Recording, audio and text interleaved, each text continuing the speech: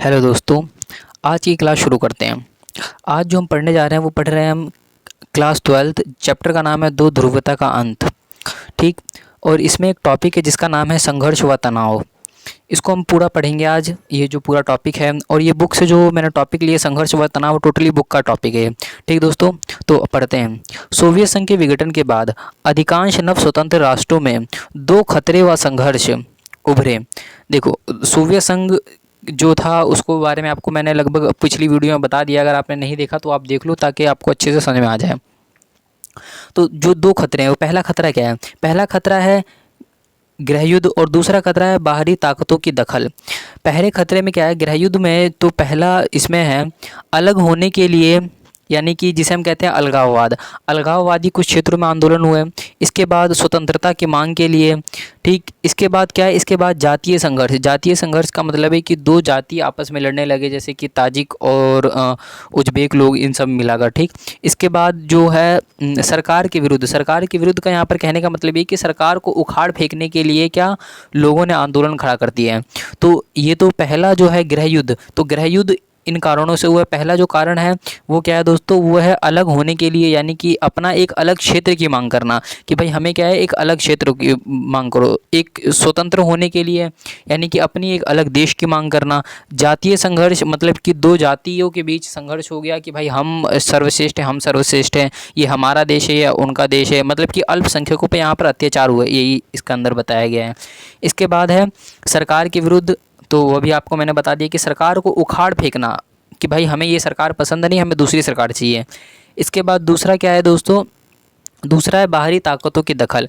बाहरी ताकतों की जो दखल हुई वो केवल दो कारणों से ही। पहला है कि यहाँ पर जो संसाधन है, जिसको हम पेट्रोलियम हो गया, गैस हो गया, या फिर इसे हम हाइड्रोकार्बन जो कहते हैं, इसकी वजह से यहाँ पर जो अन्य जो देश हैं, जैसे कि अमेरिका हो गया, इसके बाद रशिया हो गया, चीन हो गया, इन सब को अपना प्रभाव इसमें जमाने के लिए, पेट्रोल और गैसों को लेने के लिए।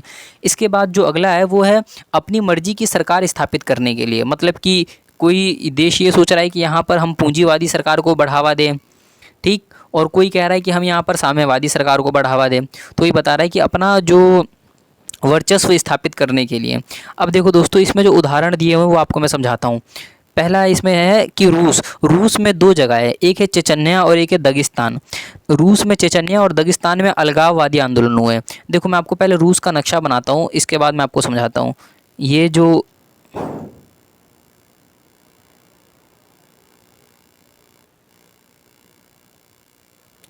ये मैं नक्शा नॉर्मली रूस का बना रहा हूँ। देखो, ये थोड़ा गहरा पार्ट है। ठीक। इसके अंदर क्या है? इस तरफ जो चेचन्या और इस तरफ दगिस्तान है, यानी कि चेचन्या और दगिस्तान, ये जो रूस के, मैं कलर थोड़ा अलग चेंज करता हूँ इसका ताकि आपको समझ में आए। ये जो दो प्रांत है, डार्क डार्क, एक मिनट रुक जाना यार आप। हाँ, ये इतना सही है। ये वाला एक इधर और एक इधर, तो ये तो अपना हो गया चेचन्या। ठीक। इसके नीचे है दगिस्तान।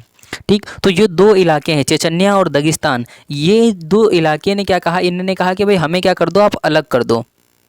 क्या कर दो? अलग कर दो। क्योंकि इन्होंने सोचा कि भाई सोवियत संघ से बहुत सारे देश अलग हो ही चुके हैं। उज्बेकिस्तान अलग हुआ, इसके बाद बहुत सारे अन्य देश भी अलग हुए, तो हम भी अलग हो जाएंगे। ठीक ना? मगर क्या हुआ, यहाँ पर जो चेचन्या है, चेचन्या में जो रूस है, क्या जो रूस है ना, रूस ने चेचन्या से निपटने के लिए बहुत गलत रास्ता अपनाया।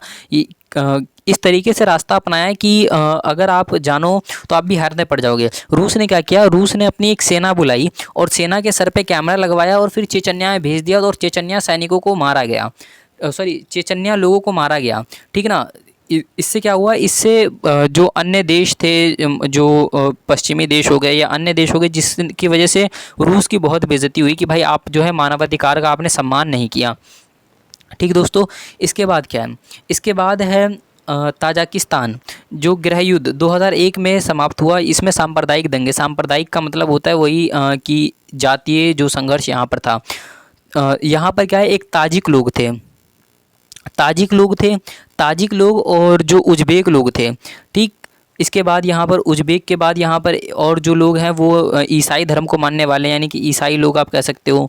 ठीक ना? तो यहाँ पर ईसाई हो गया, ताजिक हो गया, इन सब के बीच क्या हुआ? एक जातीय संघर्ष हुआ। ताजिक लोग लगभग यहाँ पर 1% के आसपास ताजिक लोग हैं, ठीक ना। तो इन ताजिक लोगों ने अपना प्रभाव किस पे दर्शाना जो करने लगे, उज़्बेक लोगों पर, ईसाई लोगों पर ये अपना प्रभाव जताने लग गए। ठीक दोस्तों, तो यही है कि यहाँ पर क्या है, जो तजाकिस्तान है यहाँ पर भी जो जातीय संघर्ष देखने को मिला। ये तजाकिस्तान जो है रूस से जो थोड़ा नीचे है, ठीक। इसके बाद अगला क्या है दोस्तों, अगला है अजरबैजान प्रांत। जो है इसका एक प्रांत है, इसको आपको मैं डार्क करके दिखाता हूँ। ये प्रांत का नाम है अजरबैजान, एक प्रांत है जिसका नाम है नगर्मो कराबाख, जिसमें अर्मेनियाई लोग हैं। इनने क्या किया है, अर्मेनियाई लोगों का मांग है कि भाई हमें क्या करो, आप अर्मेनिया में जाने दो। यानी कि ये उज़्बेक देश में रहने वाले अर्मेनियाई लोग हैं जो कि अल्पसंख्यक है, ये कहते हैं कि भाई हमें क्या है, हमें आप अर्मेनिया में जाने दो, हम अर्मेनिया से मिलना चाहते हैं कि हमें जो है अर्मेनिया वहाँ पर ज़्यादा है तो हम भी वहीं पे रहना चाहते हैं। तो ये कि अर्मेनियाई लोगों को। इसके बाद है जॉर्जिया। जॉर्जिया के दो प्रांत जो कि स्वतंत्रता चाहते हैं, देखो जैसे कि चेचन्या और दगिस्तान, ये रूस में है जो दो प्रांत जो स्वतंत्रता चाहते हैं। मगर जो जॉर्जिया में भी दो प्रांत है जहाँ पर स्वतंत्रता वो लोग चाहते हैं कि भाई हमें क्या है, हमें जो जॉर्जिया से अलग कर दिया जाए। ठीक दोस्तों, इसके बाद है यूक्रेन और किर्गिस्तान। जॉर्जिया में सरकार के विरुद्ध ही मतलब कि जो लोग थे वो उतर गए। आपको एक बार फिर मैं समझाता हूँ, जो रूस का एक बार मैप बनाता हूँ आपको, ताकि आपको थोड़ा और ढंग से समझ में आए। ये जो इधर थोड़ा गहरा पार्ट होगा, इसके बाद थोड़ा नीचे ये यूं,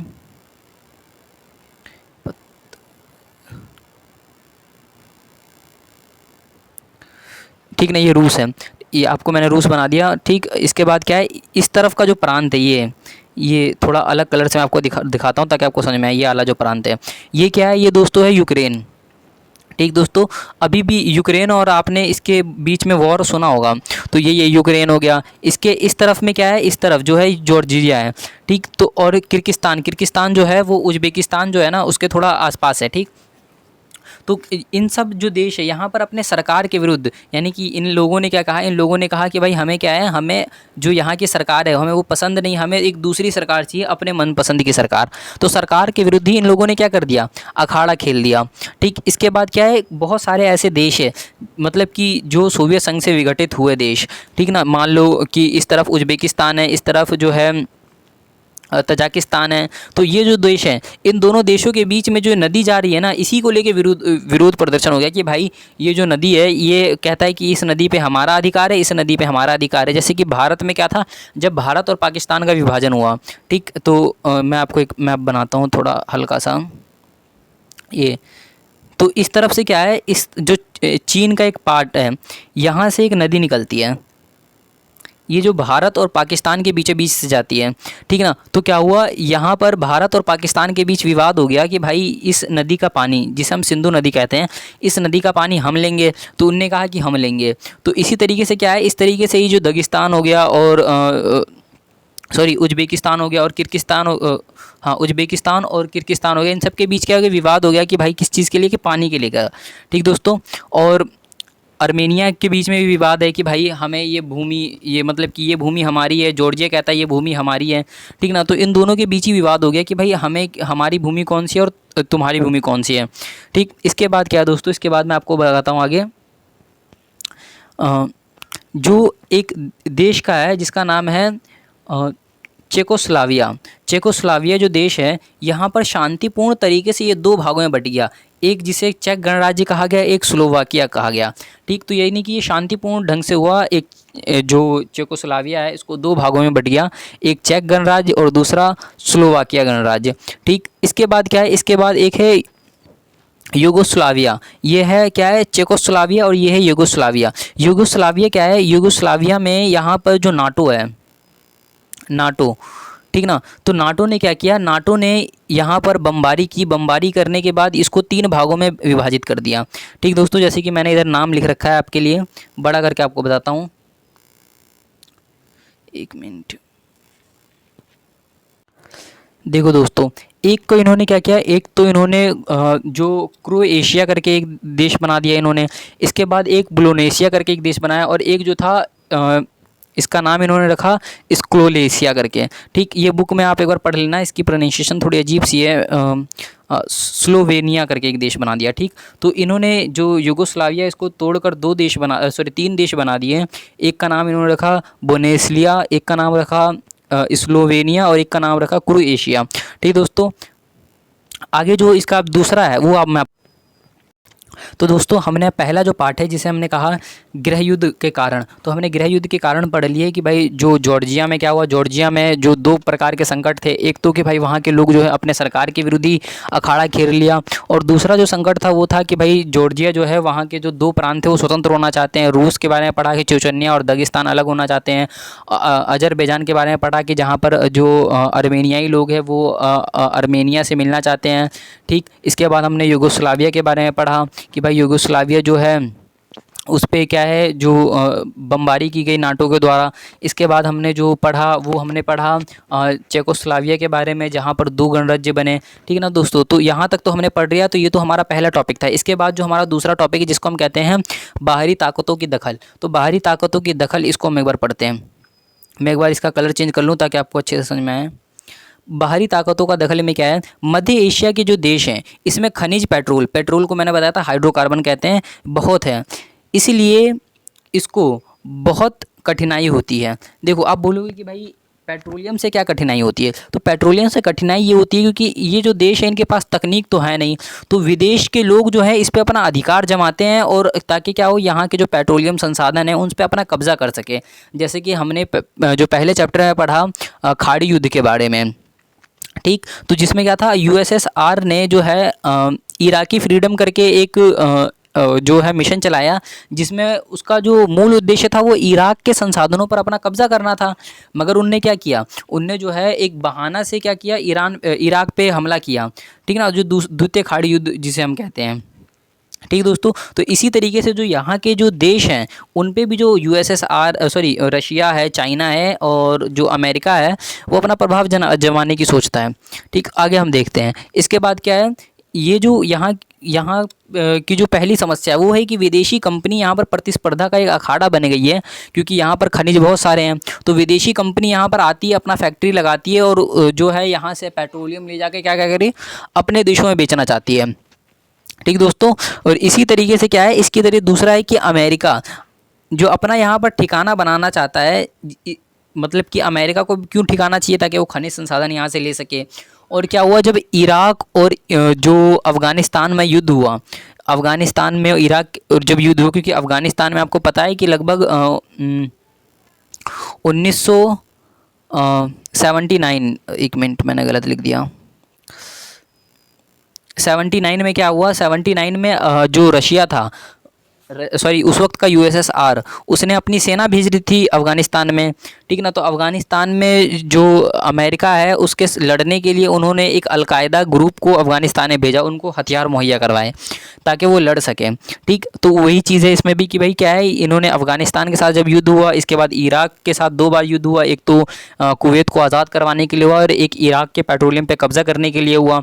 तब क्या हुआ, तब अमेरिका ने अपने विमान इन सारे जगहों पर उड़ाए ताकि वो अपना जो वर्चस्व है वो दिखा सके।